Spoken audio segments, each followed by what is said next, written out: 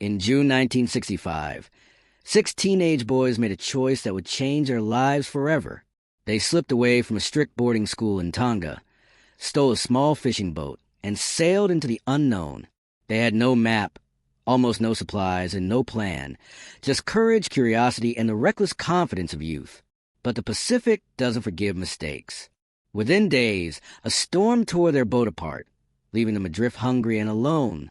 By the 8th day, they reached a tiny uninhabited island called Atta, battered, bruised, and terrified. What followed wasn't chaos or savagery, but an astonishing story of survival, discipline, and cooperation that would last more than a year. This is a true story of how 6 kids survived a deserted island, and the lessons they learned about courage, humanity, and the choices that define us when no one is watching. In June 1965, 6 teenage boys did something most adults would never dare. They disappeared. Not into a nearby town, not into a secret hideout. They slipped away from a strict Catholic boarding school on the island of Tongatapu in Tonga and into the vast, unpredictable Pacific Ocean. What drove them wasn't malice or desperation. It was something more fragile, more combustible. Curiosity, boredom, and the restless desire to be ungoverned, if only for a moment. The world they had known, a world of rigid schedules, silence enforced by the echoing walls of classrooms and the constant hum of authority, had become suffocating. For these boys, rebellion wasn't a political statement. It was survival of the soul.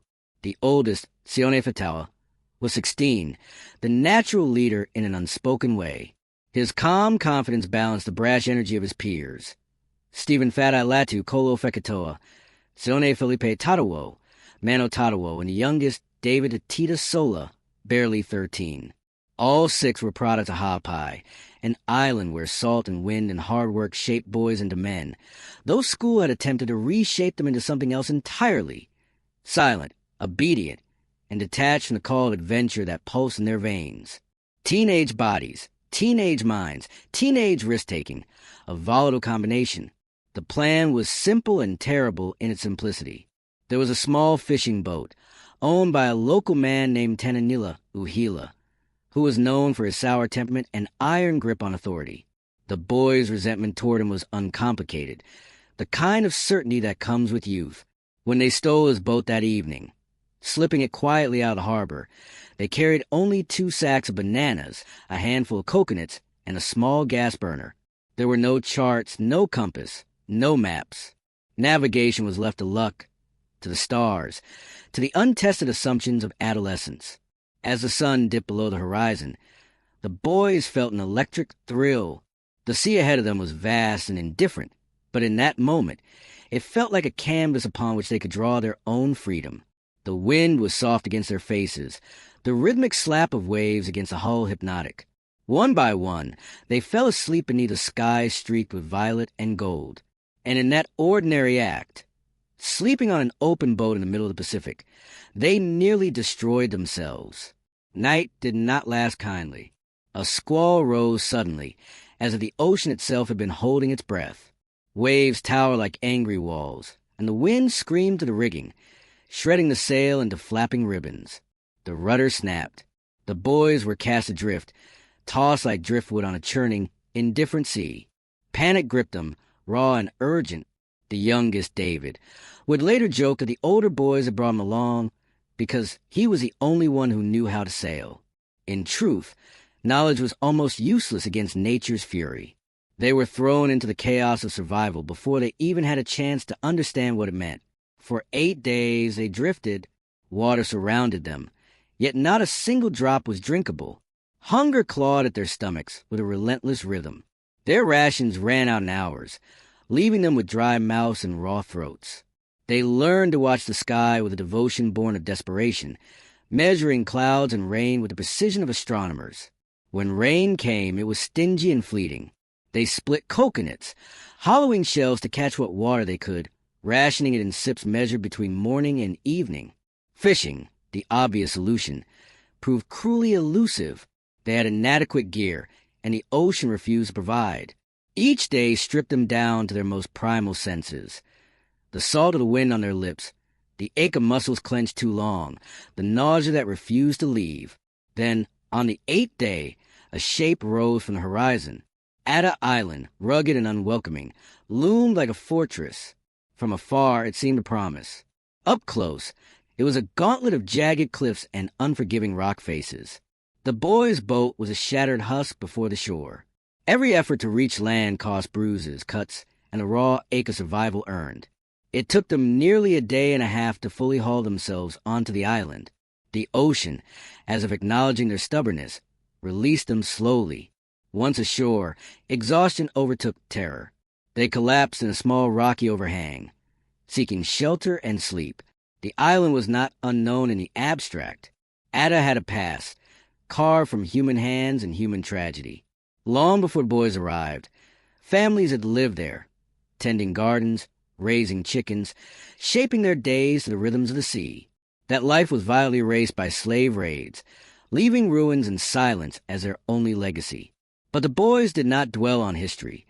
Their minds were consumed with the immediate, pressing reality of not dying.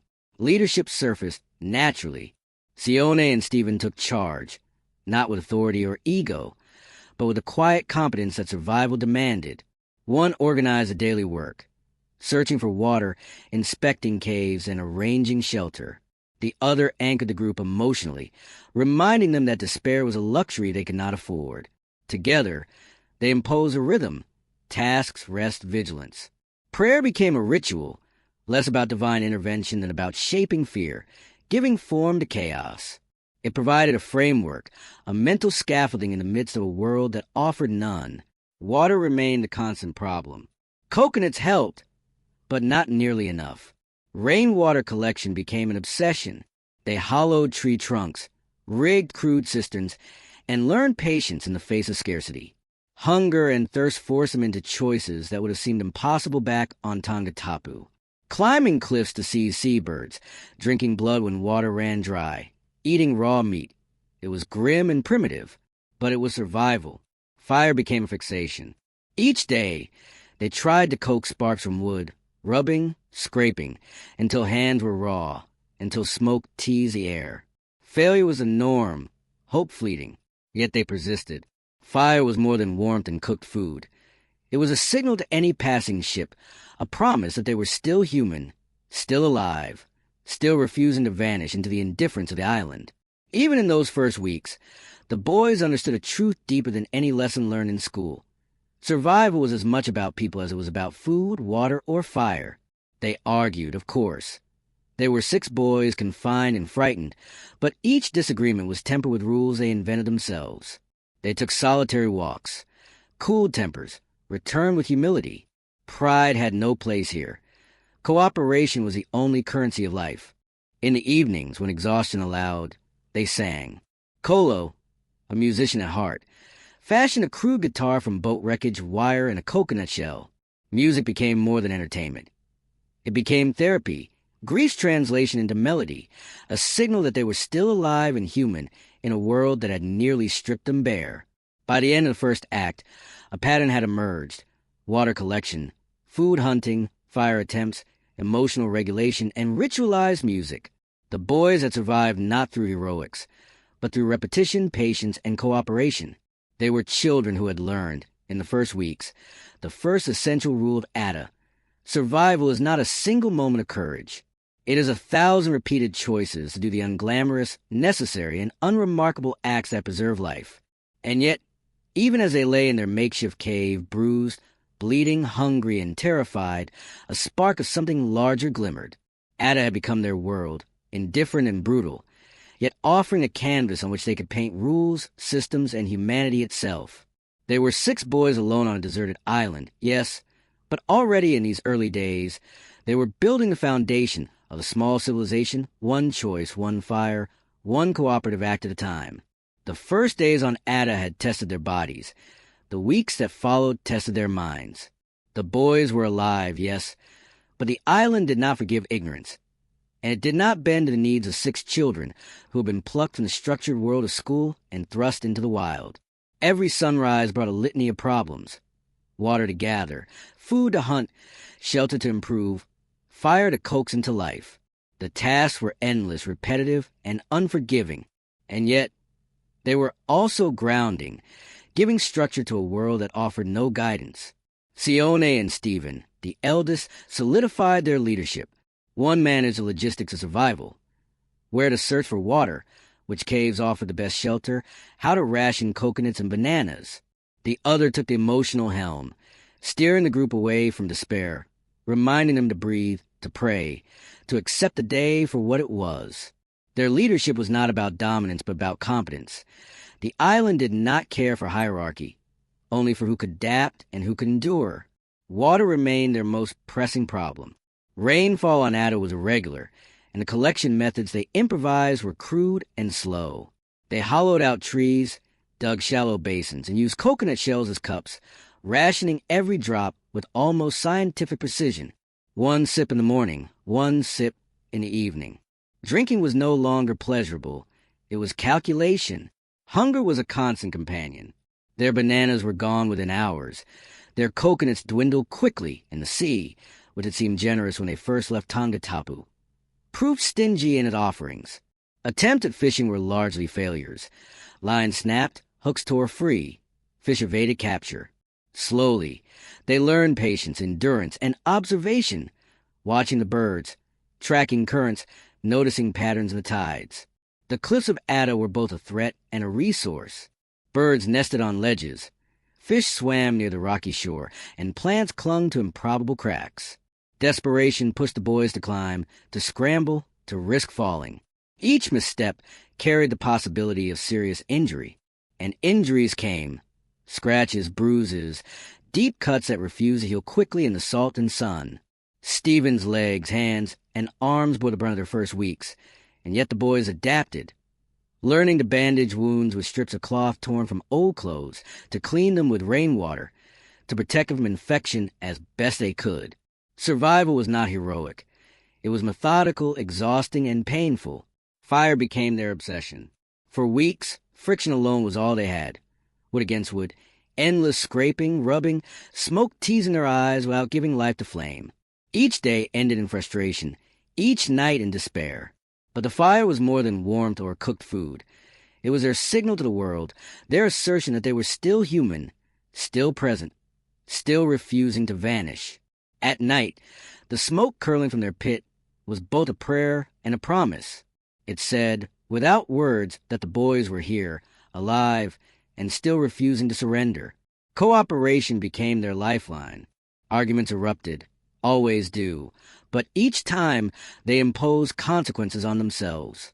Tempers flared, and then one would walk away, alone in the jungle, letting anger bleed into the leaves, the wind, the undergrowth. They returned calmer, disciplined by solitude and reflection. There were no adults to enforce order, no rules beyond what they imposed themselves, and yet they discovered a strange truth. The only way to survive was together.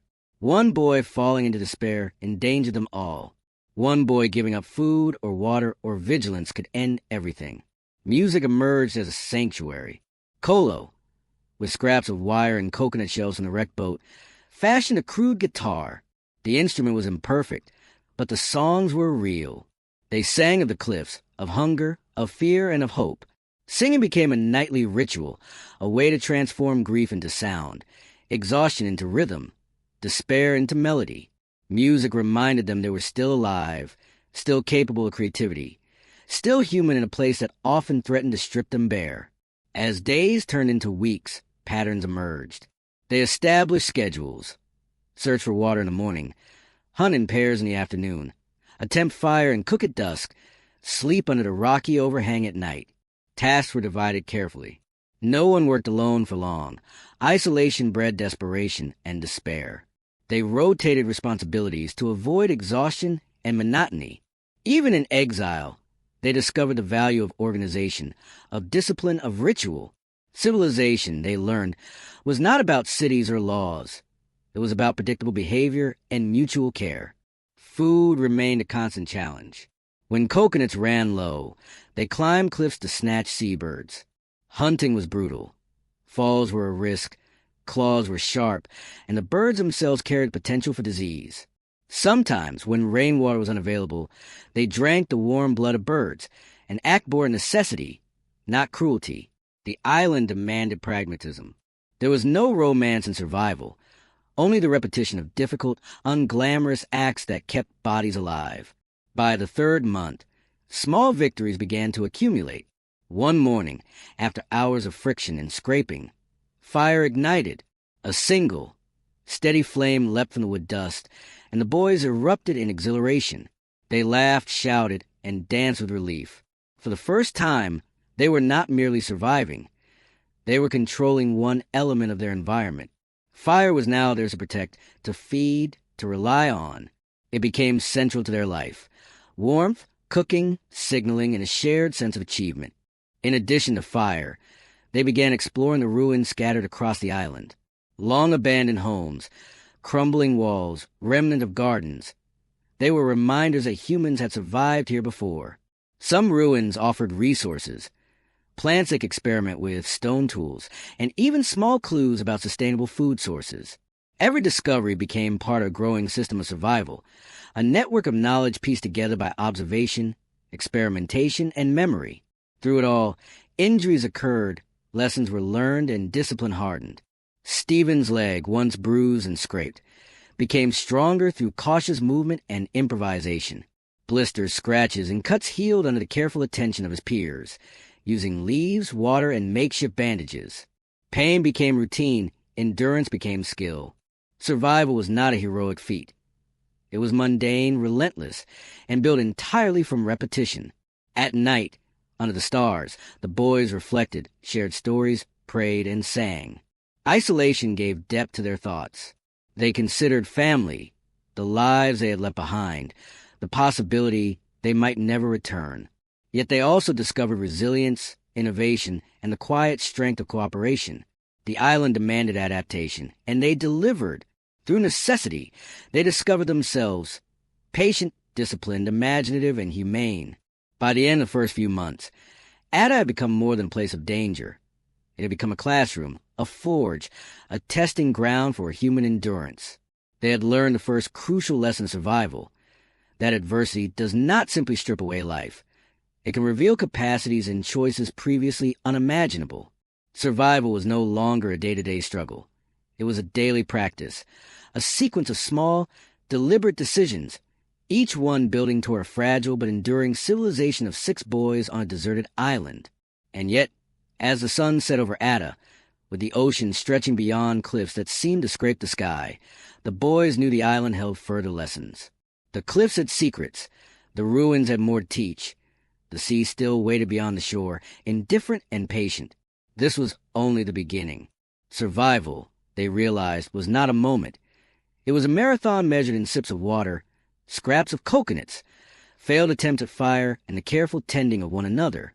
Ada had stripped them to essentials: water, food, fire, and each other. In that first season of survival, the boys discovered a truth that would define every day for the next year. Humans endure not because they're strong, fast, or clever, but because they choose, again and again, to act, to care, to persist, and cooperate when no one is watching. Months on Ada had transformed the island from a place of terror into a world the boys could navigate with growing skill. Each day brought lessons carved into memory by exhaustion, hunger, and the sharp sting of experience. They had survived storms, thirst, hunger, and cliffs that seemed designed to punish missteps.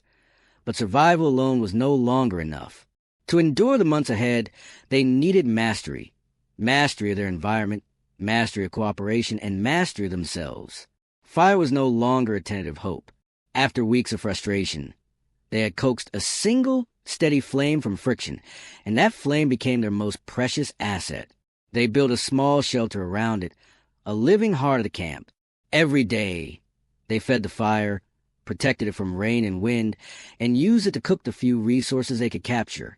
Fire provided warmth, but more importantly, it gave rhythm. Every morning they checked it, every evening they tended it. Its survival intertwined with their own. Food systems had evolved. The cliffs remained dangerous, but they had discovered predictable patterns in the birds and their nesting places. Hunting became ritualized. Pairs were assigned to specific tasks, climbing in turns, learning which ledges were safe and which could not be trusted. Success rates improved, and the birds began to provide not only sustenance but also fluids when rainwater was scarce. Each boy understood his role in a fragile ecosystem. take only what was needed, distribute evenly, and care for the injured or weaker. The boys began thinking not in terms of today's meal but next week's food, inventing a crude but effective system of conservation and foresight. It was during these months that the first true test of trust and cooperation emerged. Stephen, the emotionally steady anchor of the group, slipped while hunting on a cliff and broke his leg. The fall could have been fatal, but the boys did not panic. Sione led the rescue, carefully navigating the same cliff to bring him back to their camp. They splinted the leg with branches, binding it with strips of cloth torn from old clothing. There was no doctor, no medicine, no hospital, just careful observation, improvisation, and relentless attention. For weeks, the others carried the burden of daily survival alone. Hunting, water gathering, fire tending. Yet none complained. The group understood instinctively that no one could survive alone. This experience changed the boys. They learned that survival was not just about individual skill, but about empathy and responsibility. Each act of care, each shared meal, each step taken in partnership became part of a larger structure that sustained them all. From necessity, the seeds of a micro-society had emerged, with rules, routines, and roles, unwritten but enforced by mutual dependence. Pride was a luxury they could not afford. Cooperation was survival. Exploration revealed further opportunities. On one of the Flat-Top Mountains, they discovered ruins of the old settlement. Stone walls crumbled under centuries of wind and rain. But in the ruins, the boys found traces of gardens and plants they could identify and eat: yucca, taro, and other edible vegetation. Most astonishingly, they discovered chickens, descendants of the birds left behind by the vanished villagers. The pharaoh flock became a critical resource, providing eggs and meat, reducing the risk of cliffside hunting, and giving the boys a measure of security they had not yet experienced. They learned to capture, pen, and care for the birds, building a primitive but reliable food system. Life on Addo was dangerous, but it was also becoming structured. Every boy had a role: water gatherers, hunters, fire tenders, scouts, and caregivers. Chores were divided in pairs to prevent isolation and ensure support. They exercised daily, improvising drills to maintain strength and stamina. They invented games and competitions, as if rules and sports could impose order on a world otherwise chaotic. Even the youngest, David, found purpose in these routines, proving that age was secondary to discipline and courage. Despite their growing competence, the island reminded them constantly of its indifference. Storms still came, waves still battered the shore, and cliffs remained lethal. Every day carried the possibility of death, and yet, paradoxically, each danger became a lesson. They learned to judge ledges by the sound of cracking rock, to detect hidden pools of water by vegetation patterns, to predict rain by subtle shifts in the wind and sky. Nature demanded respect, and they responded with attention, observation, and patience. Their evenings, once spent in silence or despair, had transformed into moments of human connection. Kolo's guitar sang in the dim glow of firelight, voices rising into the night, threading joy, grief, and hope into song. Music was no longer mere distraction. It was an anchor for their minds, a ritual that reminded them they were still children, still capable of wonder, still human. They sang of cliffs, of storms, of bird and fire, weaving the mundane details of survival into stories and songs that gave rhythm to their days. By this time, the boys had begun keeping track of days with crude slates and markings, creating a calendar that allowed them to understand the passage of time. It was not just a tool, it was a psychological lifeline. Counting days gave hope and structure, helping them maintain perspective when months stretched endlessly. Their measurement of time became a testament to resilience, a proof that even in isolation, human beings crave order. The rules of their micro-society became sharper with necessity. Arguments still erupted, but the boys had learned restraint. Walks alone in the jungle allowed tempers to cool. Anger was managed, not suppressed, with clear boundaries. Every boy understood that cooperation was a currency of survival. One misstep, one moment of selfishness, could imperil everyone. Yet through shared hardship, trust deepened. They had learned that survival was a repeated series of decisions: to care, to act, to maintain routines, to respect both nature and each other. Even in adversity, the boys began to experiment with creativity and play. They rigged swings from trees, carved tools from stone and wood, and built small shelters using leaves and branches. These acts were not frivolous. They were essential. Play preserved their minds. Creativity preserved their humanity. And the structures they built preserved their safety. Each success reinforced a principle they would rely on for the rest of their year. Adaptation is not passive. It is intentional, disciplined, and repeated. Yet the island continued to remind them of mortality. Every misstep could result in injury or death. One boy slipped while climbing a cliff to retrieve a bird. Another narrowly avoided falling into the surf while collecting water. Each incident reinforced caution. Each scar became a lesson.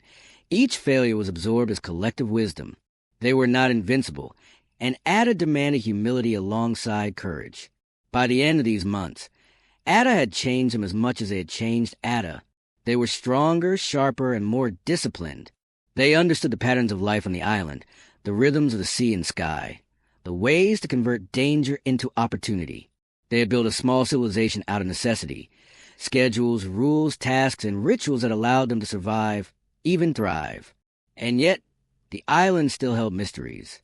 There were cliffs they had not climbed, ruins they had not explored, caves they had not entered.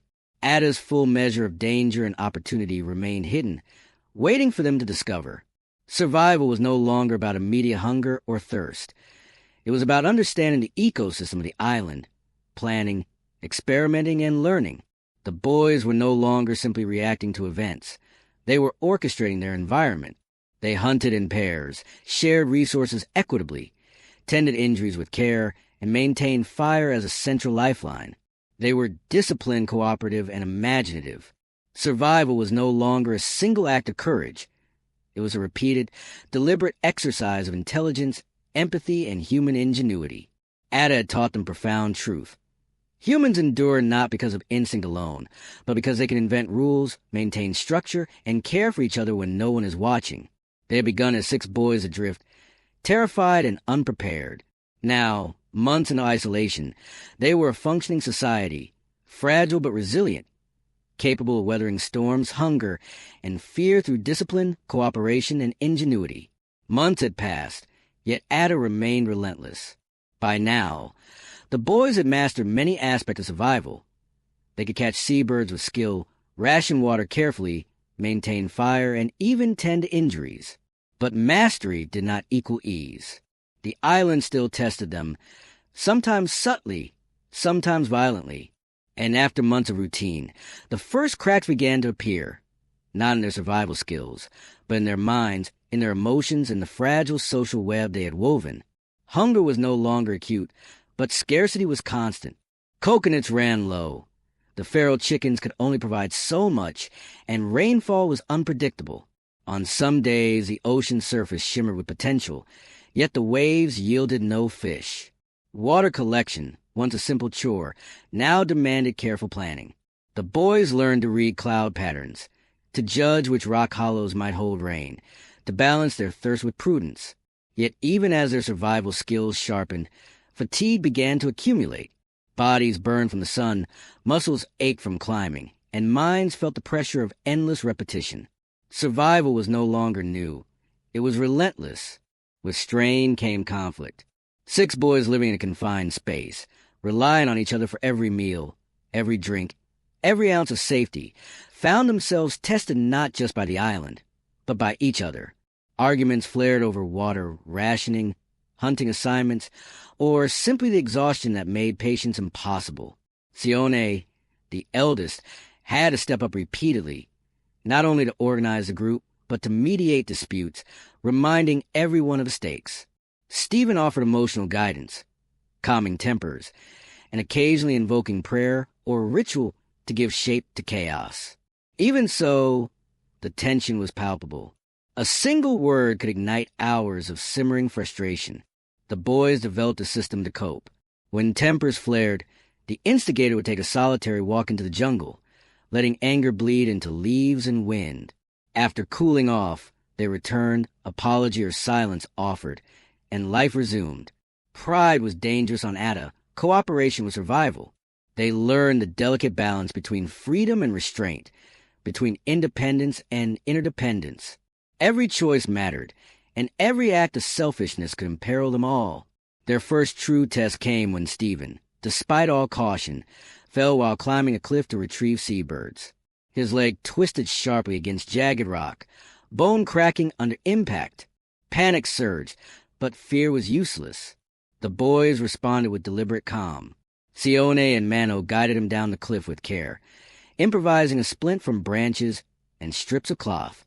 Pain was constant, but they acted not out of heroics, but necessity. They carried the burden together.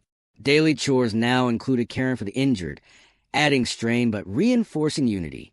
Survival was no longer individual. It was collective. The island itself seemed to conspire with their challenges. Storms arrived suddenly, waves crashing over cliffs, rain turning paths into slick hazards. A small fire could be extinguished in minutes, meals ruined, shelter flooded. The boys learned that nature had no favoritism, no rhythm tuned to human schedules. Every action was a negotiation with indifference. Gathering firewood, fortifying shelters, securing water, all in anticipation of the next storm. It was relentless work, and mistakes carried consequences. Despite hardship, small victories emerged. The feral chickens, once untamed and elusive, became manageable. The boys established a routine for capturing, penning, and caring for them, ensuring a consistent supply of eggs. Gardening experiments flourished in the ruins. Yucca and taro began to provide more reliable sustenance. Fire was no longer a daily gamble. They could ignite and maintain it with confidence. Each victory, however small, reinforced a critical lesson. Survival was a system, a network of repeated choices, careful observation, and cooperation. Evenings became sacred. The guitar, once a crude novelty, now offered comfort. Songs carried their grief, hope, and resilience into the night. Singing allowed them to process fear, exhaustion, and the strange loneliness of Ada. Music was not entertainment. It was therapy, communication, and ritual. It preserved their humanity in a place that constantly threatened to reduce them to mere survival machines. Through song, they remained boys as much as they had become survivors. Yet the psychological strain was undeniable. Isolation, danger, and repeated crises pushed them to the edge. Sleep came in short stretches, often interrupted by fear of falling cliffs or flash floods. Dreams were haunted by the cliffs and the ocean, by imagined dangers and past regrets. The youngest, David, sometimes cried alone in the underbrush, grief for family, fear of the unknown, and the weight of responsibility pressing down simultaneously. But the system they had built, roles, routines, shared care, absorbed the strain. Alone, any one of them might have faltered. Together, they endured. Conflict and danger began to coexist in their daily rhythm. Hunting was no longer merely a chore. It was a potential disaster. Seabirds nested on perilous cliffs. The waves below hungry for mistakes. Yet the boys understood their ecosystem better now. They used teamwork. One boy spotting the bird, another climbing with careful precision, a third ready to retrieve anything dropped. Every movement, every plan, was a calculated balance of risk and reward. Failure meant injury or worse. So they calculated constantly, learning to anticipate the island's dangers. One particularly harsh storm tested their routines like never before. Rain pounded down for days, soaking the shelters, flooding collection basins, and forcing the boys to climb cliffs in search of food with visibility near zero. The cliffs turned to sheets of slick rock. The birds sought shelter in unreachable crags. Water ran low despite rain, as runoff disappeared too quickly for collection. Exhaustion compounded fear.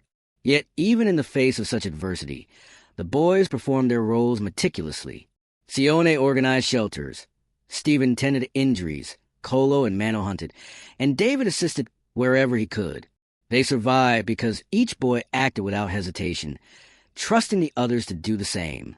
The year on Ada was not romantic. There were moments of exhilaration, discovering fresh water, catching a meal, igniting fire, but they were brief, quickly followed by the next challenge. Scarcity, danger, and uncertainty were constants.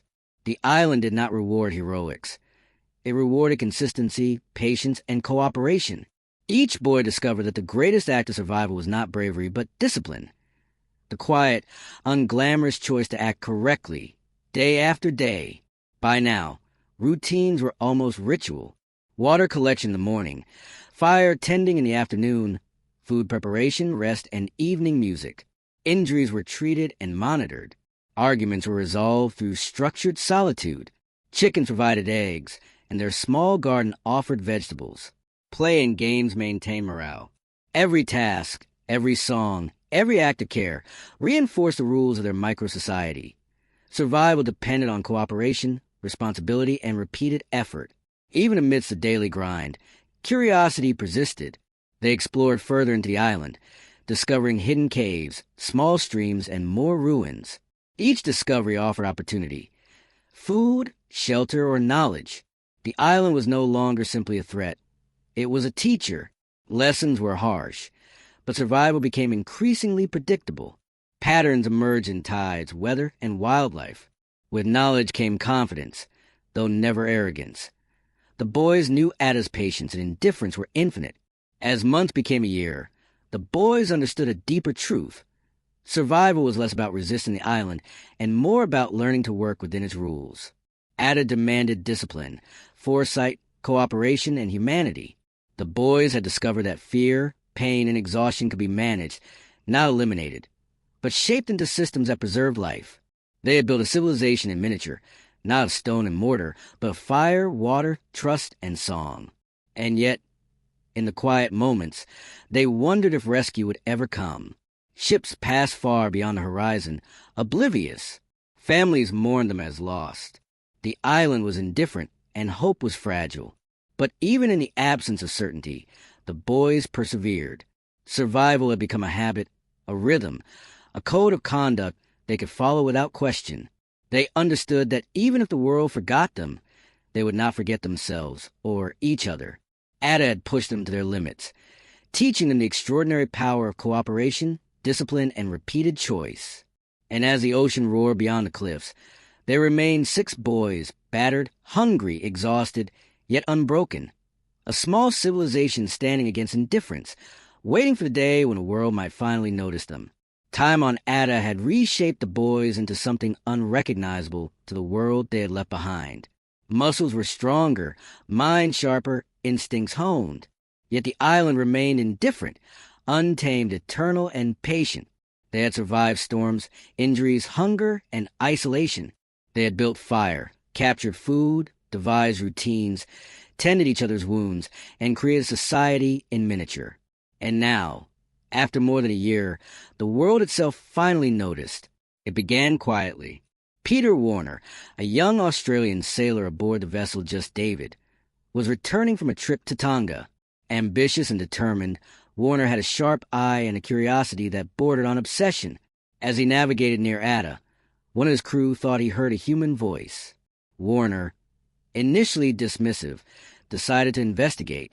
The smell of smoke, the evidence of fire scars on the rocks, confirmed what he already suspected. Someone was alive on the island.